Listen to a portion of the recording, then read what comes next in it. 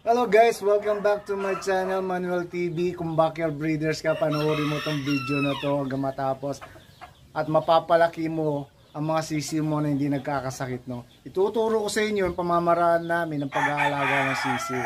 At ito nga pala yung gamit kong inahin. Galing to sa Salto nung nagkaroon ng expo sa Bigan. At isa ako sa maswerteng nabunot at nanalo sa Salto. Thank you Salto sa inahin. Sweater nga pala to sa galing to ng BMJ Farm. Pinarisan ko to ng aking 5 times winner na broadcast. May mga napalabas na kami nito.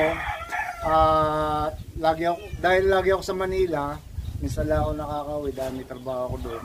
Dahil isa akong on-call driver, breeder, no? Yung misis ko lang yung nag-aalaga, si MJ TV Vlog, sa kanyang Facebook page. Paki-follow. Paki-like and subscribe na rin sa aking channel para lagi kayong updated sa aming mga video.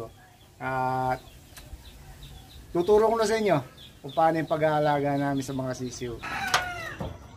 Hiniwalay ko na rin pala yung mga yung mga babae sa lalaki.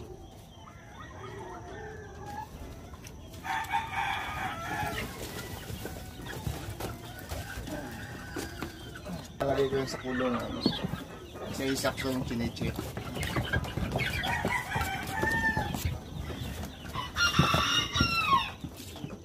Ito, lahi ito ng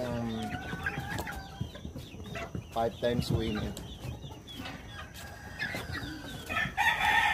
So, isang buwan na itong mga to. Hindi pa sila nagkakasakit.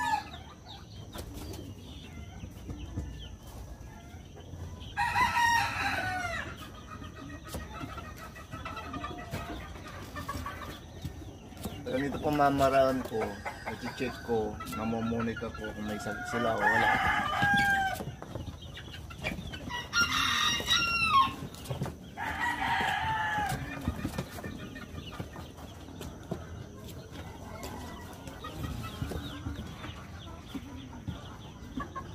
Ang laki na. Isang buwan na itong mga to.